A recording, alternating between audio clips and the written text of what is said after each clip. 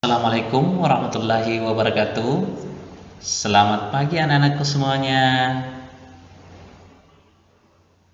Marilah kita sama-sama memanjatkan puji syukur kehadirat Allah Subhanahu wa taala karena atas berkah, rahmat dan inayahnya lah sehingga kembali kita diberikan kesehatan, kesempatan dalam belajar, dan mudah-mudahan Allah Subhanahu wa taala senantiasa melindungi kita dari segala mara bahaya dari wabah virus corona.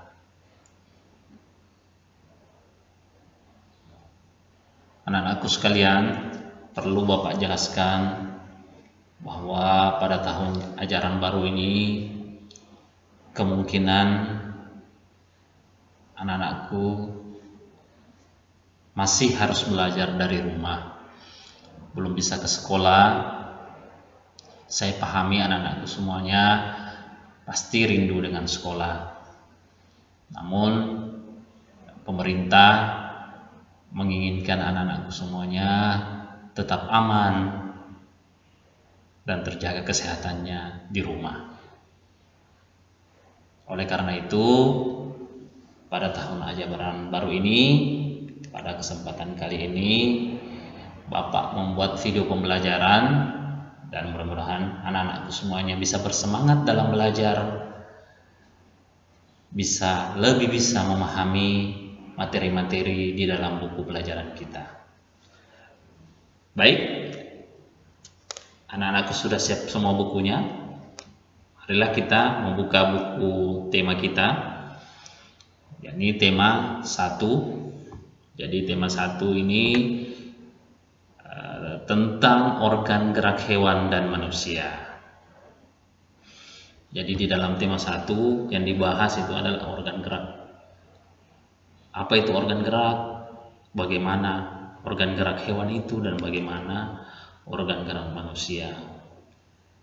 Khusus hari ini kita akan belajar tema 1 sub tema 1.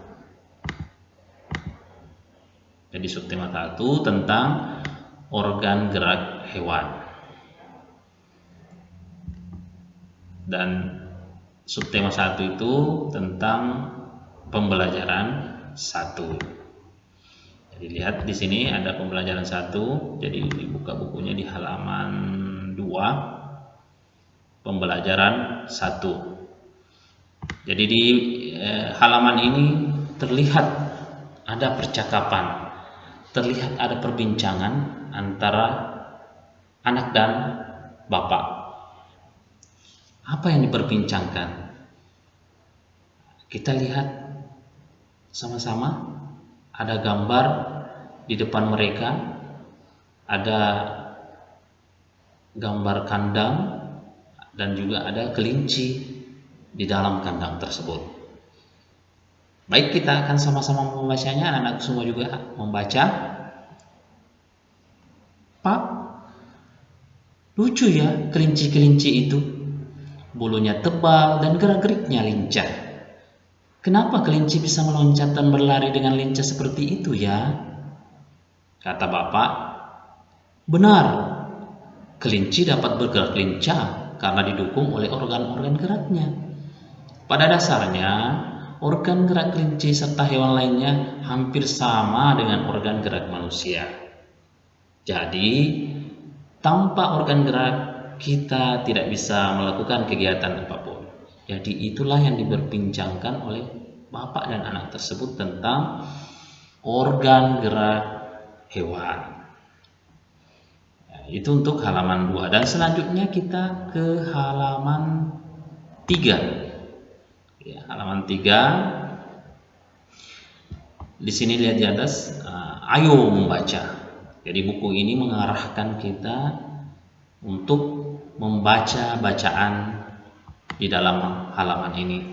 Apa judul bacaannya anak-anakku? Organ gerak manusia dan hewan. Ya betul, organ gerak manusia dan hewan. Di dalam bacaan ini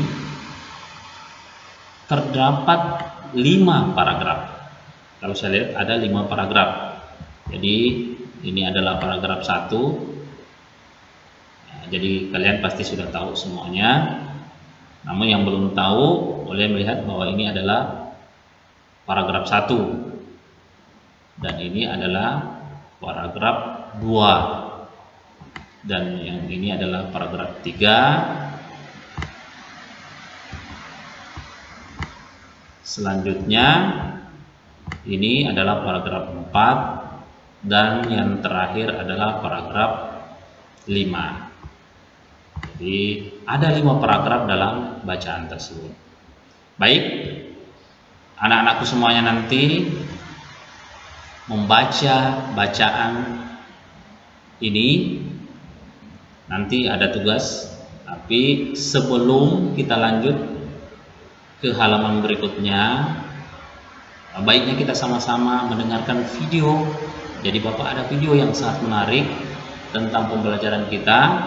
Ayo kita saksikan sama-sama videonya. Jadi lihat baik-baik, dengarkan secara seksama, pahami betul apa yang ada di video pembelajaran tersebut. Baik, saya full screen dulu supaya terlihat jelas. Oke, anak-anak semuanya, selamat menyaksikan.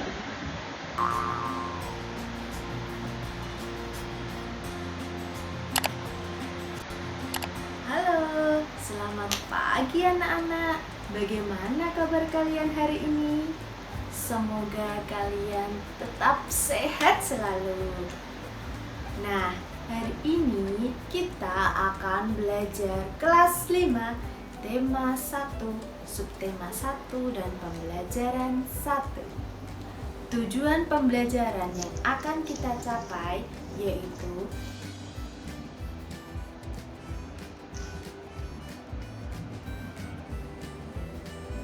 anak-anak, masih ingatkah kalian apa itu paragraf utama? Ya, betul. Ide pokok suatu paragraf. Nah, apabila paragraf utama terletak di awal kalimat disebut paragraf deduktif. Kemudian apabila di akhir disebut paragraf induktif. Betul sekali. Nah, coba simak bacaan berikut. Organ gerak manusia dan hewan. Salah satu ciri dari makhluk hidup adalah bergerak. Secara umum, gerak dapat diartikan berpindah tempat atau perubahan posisi. Makhluk hidup akan bergerak apabila ada rangsangan yang mengenai sebagian atau seluruh bagian tubuhnya. Manakah ide pokok dari bacaan tadi? Ya, salah satu ciri dari makhluk hidup adalah bergerak. Gerak pada manusia dan hewan menggunakan organ gerak yang tersusun dalam sistem gerak. Sistem gerak manusia adalah tulang dan otot. Tulang disebut alat gerak pasif karena tidak bisa bergerak sendiri. Sedangkan otot disebut alat gerak aktif karena yang menggerakkan tulang. Tulang berfungsi di antaranya 1. Sebagai tempat melekatnya otot. Yang kedua, melindungi organ dalam manusia. 3. Sebagai pembentuk rangka tubuh. Yang keempat, tempat pembentukan sel darah merah. Fungsi otot atau daging yang pertama menggerakkan tulang. Yang kedua, mempertahankan postur atau posisi tubuh. Yang ketiga, mengatur saluran dalam sistem tubuh. Dan yang keempat, mengatur suhu tubuh. Otot tersusun dari inti sel-sel otot. Sel-sel otot membentuk serabut otot dan kumpulan serabut otot membentuk otot atau daging. Organ gerak hewan. Hewan vertebrata bertulang belakang. 1. Sapi, jenis mamalia, bergerak menggunakan 4 kakinya, 2 kaki depan dan 2 kaki belakang. 2. Kelinci, bergerak menggunakan 2 kaki depan yang pendek dan 2 kaki belakang yang panjang untuk melompat. 3. Katak amfibi, bergerak dengan 2 kaki depan dan 2 kaki belakang yang lebih panjang. 4. Ikan Pisces, bergerak dengan menggunakan sirip dan ekornya. 5. Ular. Ular bergerak secara melata menggunakan tubuhnya yang lentur karena tersusun dari ruas-ruas tulang. Hewan avertebrata tidak punya tulang belakang. 1. Kupu-kupu, bergerak dengan sayapnya yang tipis namun menempel kuat di tubuhnya. Yang kedua, ubur-ubur, bergerak menggunakan tentakelnya yang berada di dekat mulut. Siput moluska, bergerak dengan otot-otot tubuhnya yang lunak dan lendir yang memudahkan berjalan.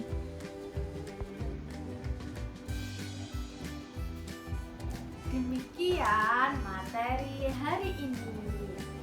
Apa kesimpulan yang bisa kita ambil?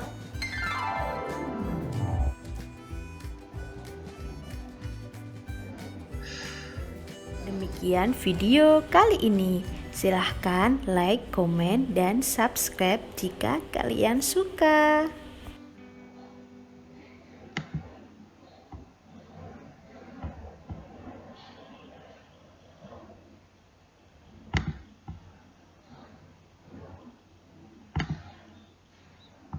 Oke, jadi bagaimana video pembelajaran kita? Apakah menarik anak-anakku? Pasti menarik. Jadi yang dibahas adalah tentang paragraf, tentang ide pokok, dan juga tentang organ gerak manusia dan hewan. Jadi untuk lebih memahami, anak-anakku bisa memutar ulang videonya, diputar supaya kita lebih memahami lagi materi di dalam video tersebut. Nah, setelah kalian memahaminya, setelah kalian membaca organ gerak manusia dan hewan ini, bacaan ini, kita lanjut ke halaman selanjutnya. Di sini dikatakan, ayo berlatih. Nah, jadi anak-anakku diarahkan untuk berlatih menemukan ide pokok.